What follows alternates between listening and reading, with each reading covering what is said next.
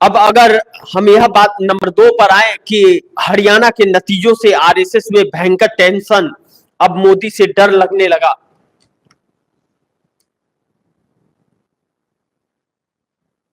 अब इस चीज पर हमारे दर्शक भी लिख रहे हैं कि आपका विश्लेषण सर सही हो सकता है, लेकिन सुरजेवाला,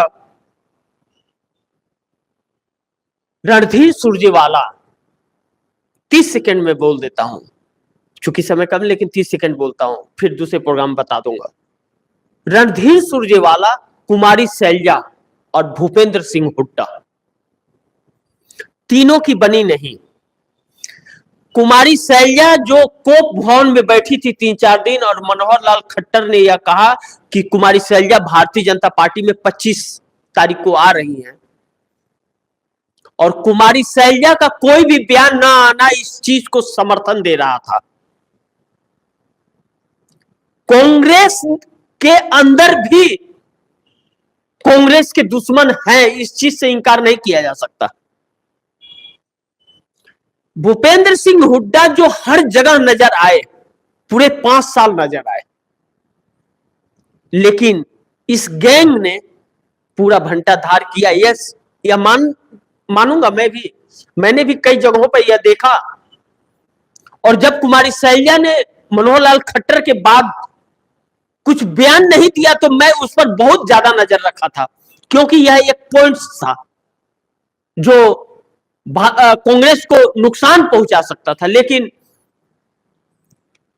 यह तो फैक्टर रहा ही, इससे इंकार नहीं कर सकते। मैं अपने दर्शक की बातों से सहमत हूं, इसको एनालाइज हम लोगों ने भी किया था।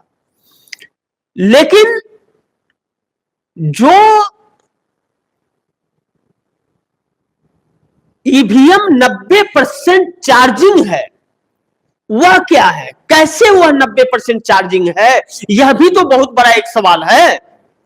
उसके अंदर जो वोट है वह, उस पर सवाल खड़े होंगे, उसका जवाब चुनाव आयोग को देना होगा, लेकिन चुनाव आयोग नहीं देगा। चुनाव आयोग से हम अपेक्षा कर ही नहीं सकते कि वह जवाब देगा, बिल्कुल नहीं कर सकते, क्योंकि वह किसी खास व्यक्ति के लिए बैठा है, वह इस देश के लिए नहीं बैठा है। क्यों कि मैं दावे के साथ इसलिए कह रहा हूं कि सरकार की संस्था सीएसडीएस वह कहती है कि 2019 में चुनाव आयोग की लोकप्रियता इस देश के अंदर 57% की थी, और 2024 लोकसभा के चुनाव के अंदर 25 से 27% की रह गई। तो 25% लोकप्रियता, विश्वसनीयता जिसके ऊपर हो, वह तो विश्वासघाती होता है। उसके ऊपर कैसे भरोसा और विश्वास किया जा सकता है? उसके ऊपर विश्वास नहीं किया जा सकता। और वह बार बार साबित करता है कि आप विश्वास करो या ना करो, मैं अपने आका के लिए ही कार्य करूंगा। अगर 90% बैटरी ईवीएम की मिल रही है, तो यही साबित होगा, कोई माने या ना माने।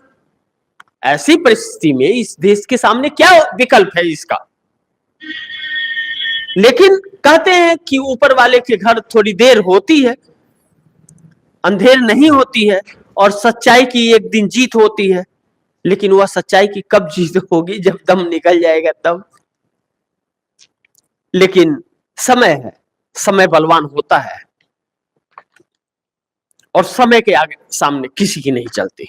मैंने इसीलिए आप दर्शकों को मैं बार बार कहता हूं कि हम लोग आकलन करते हैं, भविष्य वक्ता नहीं है।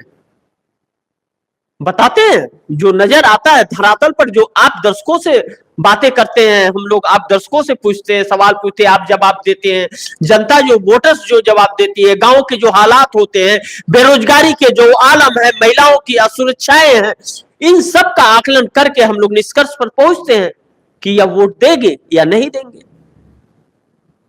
जिनके बहन बेटियों के साथ बर्बरता हुई है, उसके घर वाले वोट उसी को देंगे जिसने बर्बरता की है, तब तो किसी का आकलन ही नहीं फिर सही हो सकता।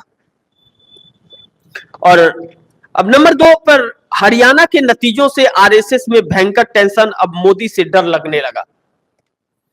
आरएसएस जो कल फैसला लेने वाला था, निष्कर्ष पर जो पहुंचा था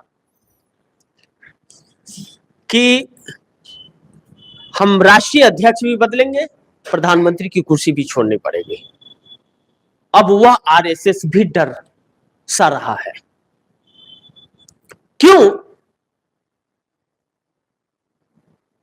कि अब आरएसएस इसलिए भी डर रहा है कि यह व्यक्ति करना क्या चाह रहा है, नुकसान तो पहुंचा रहा है, यह नहीं जीत करके भी जीत जा रहा है,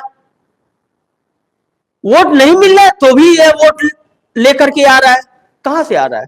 कोई गुल्लर का फूल पड़ गया है क्या ईवीएम में कि भाजपा के वोट ही खत्म नहीं हो रहा है? कभी कभी बेईमानी के सामने ईमानदारी दम तोड़ने लगती है,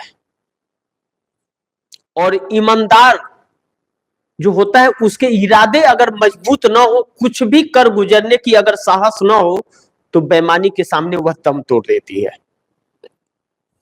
लेकिन वही उसके बावजूद ईमानदारी के अंदर साहस है और लड़ रहा है, तब वह बेईमानी दम तोड़ती है। अब देखना पड़ेगा कि कितना साहस की जरूरत ईमानदारी को पड़ेगी, और ईमानदारी को दिखाने के लिए कितनी प्रताड़नाएं सहनी पड़ेगी, यह आने वाला समय बताएगा। लेकिन ईवीएम हटाओ देश बचाओ जो हमारे दर्शक लिख रहे हैं, इस ईवीएम को लेकर के advocate Bhanu Pratap Singh supreme court के और एडवोकेट महमूद प्राचा दोनों सुप्रीम कोर्ट के माने जाने वकील हैं, इन लोगों ने तकरीबन 2 साल तक लगातार ईवीएम को लेकर के आंदोलन किया 2024 लोकसभा चुनाव के समय, लेकिन ना सुप्रीम कोर्ट माना और ना चुनाव आयोग माना। कहा नहीं, हमारा ईवीएम सही है और जब भी चुनाव होगा तो इसी से होगा। कोई मानने को तैयार नहीं, यहां तक कि वीवीपैट पर्ची भी गिनती के लिए तैयार नहीं है। अब यह तो वक्त बताएगा। जब तक मोदी जी रहेंगे और राजीव कुमार रहेंगे तब तक इम्पॉसिबल है। अब उसकी चर्चा भी बेकार है। अब वह तो जनता फैसला करेगी कि क्या करना है, आने वाला समय बताएगा। लेकिन अभी तो फिलहाल